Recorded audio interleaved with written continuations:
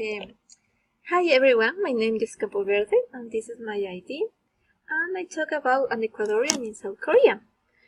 I was born in Ecuador, but for a study reason I lived 2 years in South Korea. I am going to be honest. I love my country, but I also feel in love with South Korea. It is an amazing and beautiful country. You can see in this picture of South Korea. However, not everything was happening when I arrived in this country, because the culture shock was really very hard. For that reason, I want to tell you something about the culture and costume in South Korea, which are different from ours. In this way, if you desire to travel to this beautiful country, make the change a little easier. First, I am going to start to talk about what I consider most important, that is the language. As we all know, in South Korea they speak Korean. The Korean alphabet called Hangeul, and this consists of 10 vowels and 14 consonants. This is different of art, which has a 27 letters, of which 5 are vowels. Therefore, I advise you to have a moderate level of Korean before your trip. If you have a knack for learning language, you should take advantage of learning this language as quickly as possible.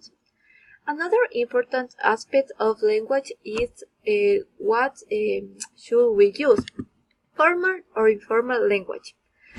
Korean has different levels of respect, and this depending on the speaker age, social status, or connected to each other. Koreans will decide which level of politeness to use and how to behave themselves. Korean has 6 formal speech forms and 1 informal speech form, showing different levels of respect in the language. I advise you to always use formal language when you are with people older than you. It is very important. Other aspect is food or meals. The food is delicious and very nutritious, but is different from Ecuadorian food. It's totally different. First, it is good to note that is based in philosophical attitude, which seems to achieve harmony between the 5 colors: green, yellow, white, black, and red, with flight flowers, sweet, hot, sour, salt, and bitter. This is totally different with our food. When if it's salty, it is salty, and if it is sweet, it is sweet. Which there isn't this mixture of flowers. But if I am be honest, with the food, if suffered at the beginning of the trip, because it is really spicy, and besides that I missed you my green balls. Also in South Korea they eat with metal chopped sticks. Believe me that at first it was difficult to eat when then especially rice. It always falls. Something important aspect is the manners for sharing meals with others. There are 3 things. One, older people should sit down first of the table.